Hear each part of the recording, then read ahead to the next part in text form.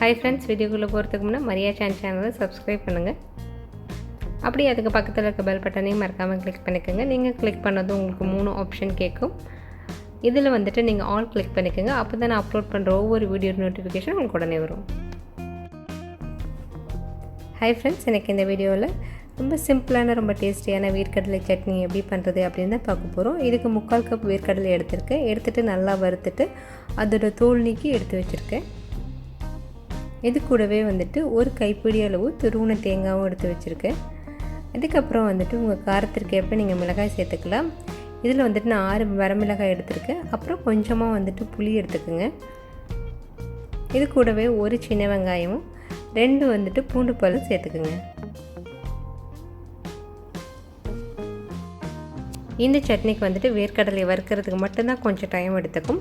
நம்ம ஏற்கனவே வேர்க்கடலை வறுத்து வச்சுருந்தோம் அப்படின்னா சீக்கிரத்துலேயே இந்த சட்னி செஞ்சு முடிச்சிடலாம். இதுக்கு வந்து டைமே எடுத்துக்காது. இப்போ ஒரு ஜாரில் இது எல்லாத்தையும் நம்ம வந்து போட்டுக்கலாம்.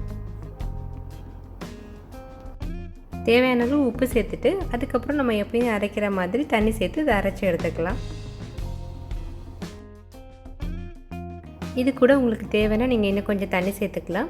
இப்போது இதில் நம்ம தாளித்து வச்சுருக்க கடுகு, கருவேப்பிலை இதெல்லாம் வந்துட்டு இதில் சேர்த்துக்கிறேன். அவ்வளோதான், ரொம்ப சூப்பரான வேர்க்கடலை சட்னி ரெடி ஆகிடுச்சு. நீங்களும் ட்ரை பண்ணி பாருங்கள். தேங்க்யூ.